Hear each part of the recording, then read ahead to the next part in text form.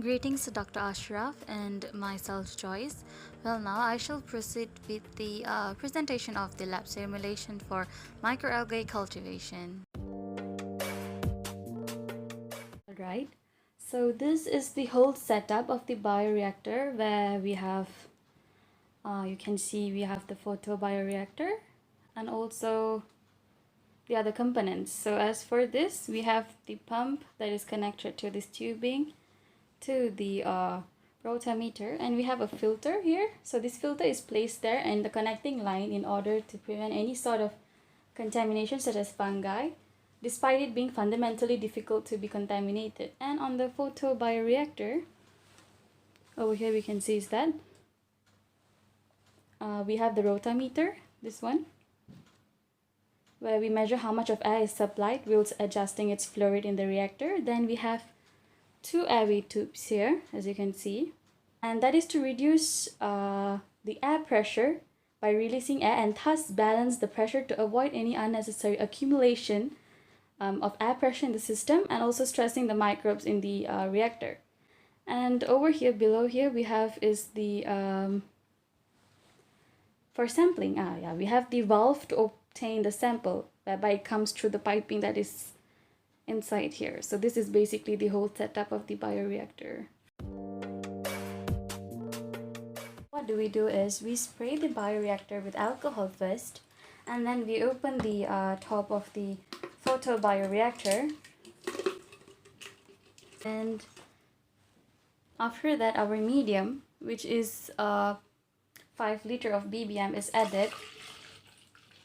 After that we transfer our 2 liter of microalgae,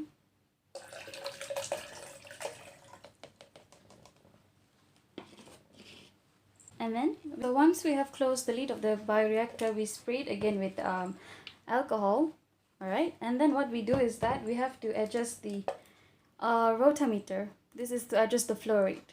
Okay, so then after 2 days we open the sampling port that is here, as you can see, to take the sample for OD measurement. And that is all for this microalgae cultivation procedure.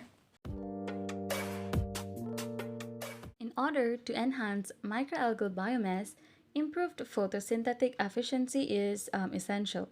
This can be accomplished by the manipulation of the light spectrum to achieve an optimal balance between photosynthesis and also the photoprotection. This is to maximize the growth of microalgae, and manipulation of the incident of irradiance may be viable for increased light harvesting by algae. Nextly would be the selection and improvement of microalgal strains. Screening of microalgae for desirable characteristics such as high growth rates or like lipid productivity is important in identifying potential strains for the feedstock.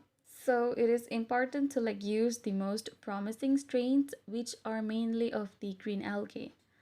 So as for the third one would be provide nutrient source, which is in 2 stages.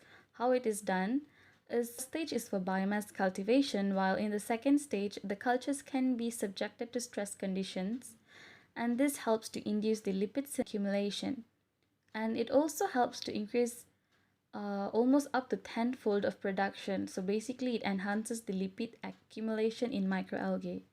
Lastly is the addition of phytohormones. This lipid accumulation will correlate with the increase in reactive oxygen levels and lipid biosynthesis enzyme activities, and this is how, because it facilitates the metabolism in algae, particularly in relation to lipid biosynthesis. That's all from me. Thank you very much.